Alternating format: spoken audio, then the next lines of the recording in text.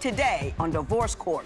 I'm here because I love Alicia. I really want to be with her, but we are having some communication issues that is just making it really challenging and frustrating for me. The problem between Steven and I is intimacy issues, and he has an anger issue as well. I don't like the feeling of rejection, and the fact that I'm getting rejected by her is frustrating, painful. Steven, I want you to be more patient with me in intimate relations. I want the judge to tell Alicia how to improve our intimacy on her part. Alicia, I want you to know that no matter what happens, I want to be with you, I want to marry you, but we really need to work on this. Divorce Court is now in session. The Honorable Judge Lynn Toller presiding.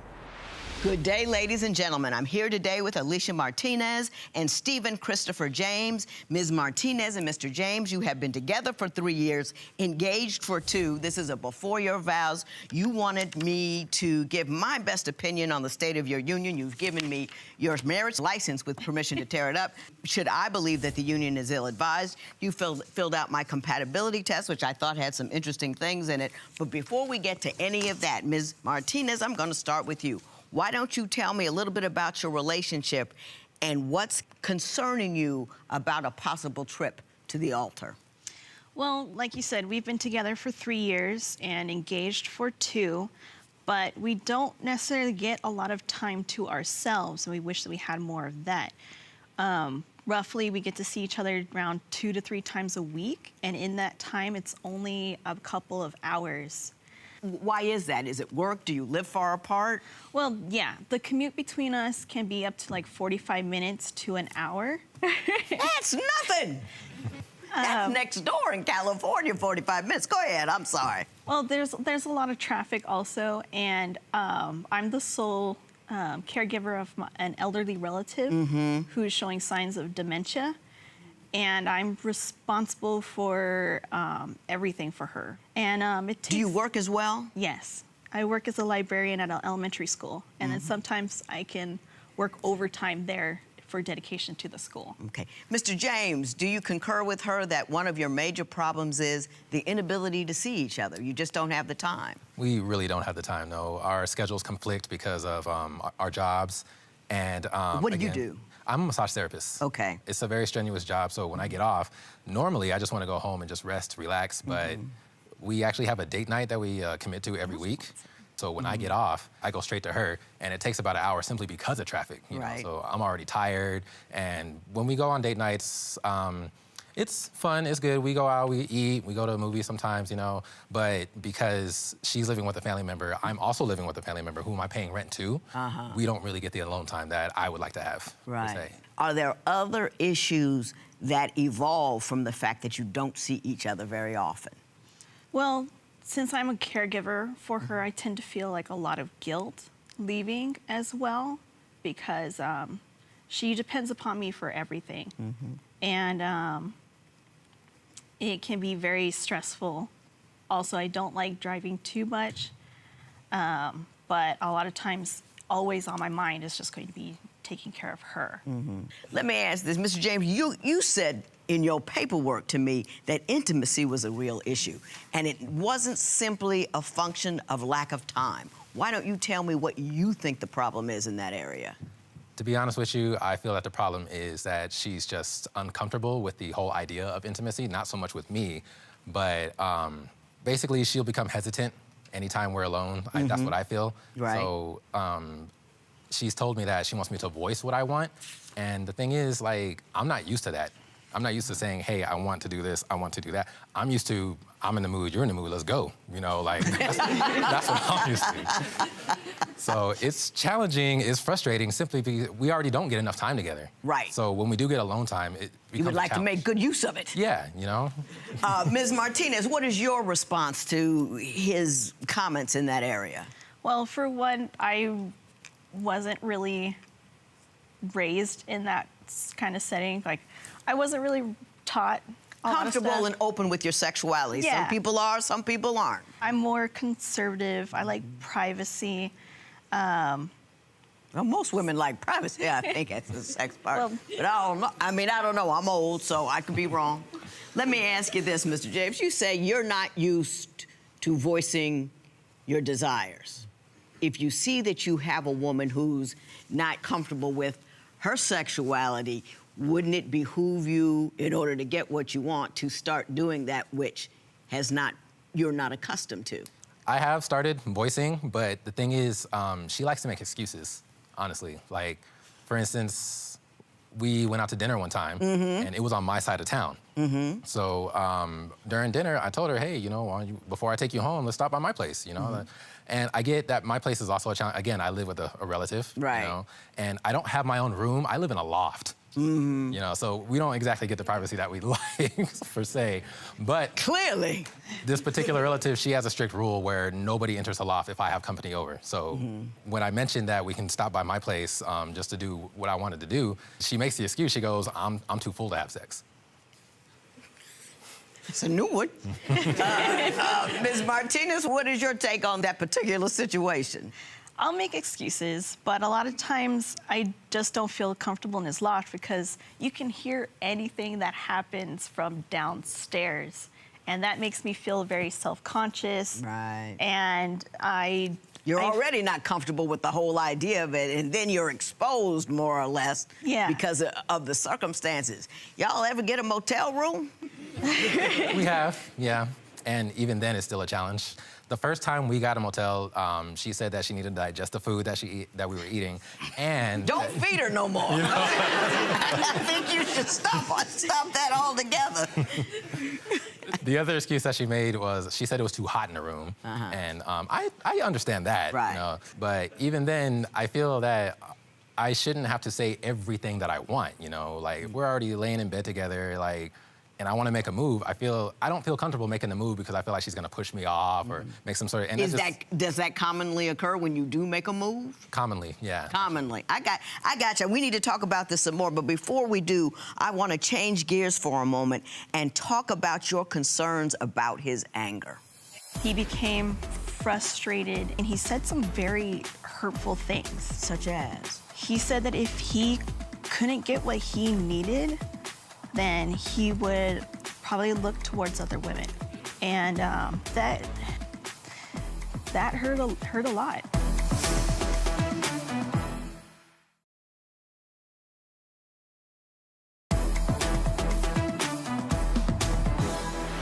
Ms. Martinez, you said something to me that I found very interesting and compelling. You say you believe he has inordinate anger, especially with respect to women. Why don't you tell me why you believe that's the case? For instance, due to the lack of intimacy that we have, he became frustrated and angry, and he let it build up. And it ended up where he was just overly frustrated with me, and he said some very hurtful things. Such as? He said that if he couldn't get what he needed, then he would probably look towards other women. And that hurt a lot. And I already have confidence issues, and it made me feel very much like I was in the wrong. Like, what's wrong with me that I can't make him happy? Mr. James, could you give me your version of that event?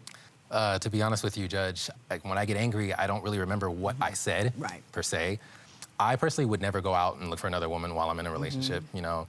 But the thing about my anger is I do tend to say and do things. I can get pretty destructive when I get angry.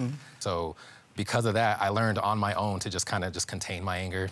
And I know that's bad, but I don't have a healthy way of letting it out. So with all the frustration going on in this relationship where I'm not getting my needs met, then it just kind of comes out and I'll say things. I don't want to hurt her, but I don't know how else to go about it. You seem to think that it's directed towards women in general. You had an example about a grocery cart. Explain to me why you think he specifically has anger directed at women. The thing that happened with the grocery cart was me, Steven, and a female relative of mine were getting a few things for a trip. And he became very critical of the things that my relative was picking out. They started bickering back and forth, nitpicking at each other. Finally, he just kind of went quiet. And then at the end, we were leaving the grocery store and I was pushing the cart to the conveyor belt. And then out of frustration, he was trying to get through that narrow aisle, and he pushes the cart, and it ended up hitting me in the hand and crunching a few of my fingers. Mr. James, your version of that. The thing was, this particular family relative, we don't exactly get along. You know, she does very much get on my nerves. So Alicia, she kept running off to go get things, leaving me alone with this relative. So that's why we were bickering. Right, right. I didn't want to go shopping to begin with. I was already in a bad mood. Right, there you go. So, yeah. But when we got to the register, I forget what the family relative said, but it kind of set me off a little bit. Right. And I wasn't paying attention to where she was. So I did push the cart. It did hurt her fingers. But it wasn't. But it wasn't intentional. It wasn't. That's just two examples. Are you jumping to conclusions about his anger towards women, like he has an issue with women? Because I don't really see that. He has an issue with his girlfriend about sex and location. He has an issue with this relative that you don't like. But that doesn't read to me a woman issue. What makes you think it's a woman issue? He has a lot of resentment towards a female relative of his. It comes from her judgment of his lifestyle, not showing appreciation for the things that he's done in his life, not supporting him. Do you believe you have issues with women? I believe I do. The relative that I grew up with, she just never, I don't remember her telling me that she's proud of me for anything that I've done. She was always pushing me to do what she wants me to do with my life. And I got that, but do you think that has transferred into... I believe so. You believe... That's very insightful. A lot of people can't see that, and I'm glad you have the ability to do that. And I want to talk to you about that as well. I do, however, need to talk to you about your compatibility test, and then this is a before your vows, so I want to know why, despite these troubles, you still believe that you want to marry one another. We went to a church event his female relative had invited me to. And he didn't tell me that we had to dress formally for it. I didn't know. And everyone was kind of giving me the stink eye for not being very dressed formally.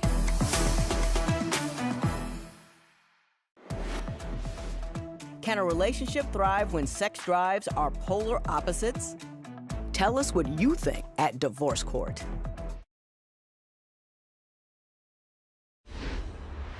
Your compatibility test demonstrated a couple of things. Number one was you're a Wiccan and you're a Christian. Do you find that distressing, or is that not something that has become an issue because you aren't married yet or aren't thinking about having children yet? Me, personally, I don't find it distressing at all, simply because we're not, like, hardcore serious into these religions. You know? So, like, I don't even... Just affiliate, not basically. necessarily practice. Yeah. Is that accurate? Pretty much, though sometimes I think that they would probably like it if I was a Christian for him. For instance, we went to a church event that his female relative had invited me to. And first off, it already got awkward because he didn't tell me that we had to dress formally for it. I didn't know. Was it a black church? Yes. Predominantly black. Let me tell you something. Number one, they're always looking good in the black church. Or if it's a black church, go fancy and get relaxed because they stay in forever. Yeah. Go ahead. Well, I thought it was just going to be like a tea party. Right. But it ended up being very heavy religious sermons. And everyone was already kind of giving me the stink eye for not being very dressed formally. Got you. This is a before your vows. You two say, despite your differences, you're very much in love. So, Ms. Martinez, I'm going to start with you. I'm going to ask you to give me a 30-second sales job on why Mr. James is the man from you. I don't want any negativity, no nasty, no but if, only if he could, I don't like. It's got to be all love. Go. I absolutely love his smile. I love his animation. I love how much fun he has with everything that we do in life. Also, he's very, very handsome. Nicely done. Nicely done, Mr. James. She did a great job describing why she cares for you. I'm going to give you 30 seconds to tell me why she is the woman of your dreams. Go. The number one thing she does for me that I've actually never had before, she pushes me to be a better person. And I struggle with being better on my own because I hold on to the past a lot. I hold on to what's wrong with me. And she reminds me why I'm such an amazing person. And I feel that I can go to her for just about anything, really. Like, she tries so hard to be supportive. She really does. And I see that. And I appreciate it. Like, even though this is a very different relationship, she's doing a good job at making me feel that this is perfect. Like, she's a woman I have to marry. I can't see myself living without her. She's the woman I have to marry. I love that. So very romantic. I got a couple things I want to say to you. I want to talk to you about who you are and how everybody has to be the best that they are before they get into a relationship with somebody else at all. Because if you come in with all the nicks and stuff and you don't know what they are and you're not ready to fix them, it's difficult to become a solid twosome. So I'm going to take a few moments and tell me what I think you need to do and whether or not you're ready to get married. What would you do if your fiancé had different religious beliefs than you? Share your opinion on Twitter and Instagram at Divorce Court. Divorce Court will be right back.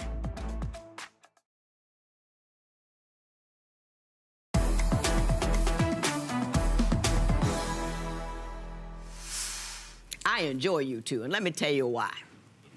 Number one, you're rational. You're reasonable. In here, anyway. There's some things going on out there. Not quite right, but there. Number two, there's no ratchetness going on. There's no cheating. There's nothing about social media and video and the Instagram. None of that. And it's so refreshing, and I just love that about the two of you. You both got jobs, and you're taking care of people. I just think that's fantastic, a solid basis. Now, here's what I want to say. In this day and age, there are a great number of resources to deal with the problems that you have. And often what we do is we say, I have this problem, I am this way, I know this issue occurred, and I came by it legit. And so since it's a legit reason, you feel that's how you feel. But my thing is, no matter how disappointing, negative, destructive anyone in your life has been, to continue to suffer from that destructive behavior is allowing them to continue to destroy you. So if you need to go see somebody about how you feel about women or whomever, you need to do that because that frees you. And I would deal with your comfort with sexuality. There are people who deal with that, and I would like you to enjoy something that can be very, very enjoyable and also help cement your relationship together. So you need to deal with your issues of anger, and you need to deal with the issues of your sexuality on your own. Come to each other as whole and as strong and as capable, because you're fabulous people. And the only thing more tragic than two people who are not meant for each other getting married is two people who were meant for each other to get married, but do it too soon and can't pull it off. What I want you to do is I'm not gonna tear this marriage license. I'm just gonna slide it over here and fold it here and let this sucker expire. But what I want you to do is do the best you can do to be the best you can be, so then you could be the best two that you could be. You understand? You're a wonderful couple. Good luck to both of you. This matter is adjourned. Judge Lynn said you guys should kind of wait a little bit longer to tie the knot. I feel it's a good idea. You know, like, now that this has been brought out and that we've talked about it, I feel more confident that this can be worked out, that this marriage can work. I think we do need to work on ourselves a little bit more before we actually tie the knot. But I wouldn't want to marry anyone else.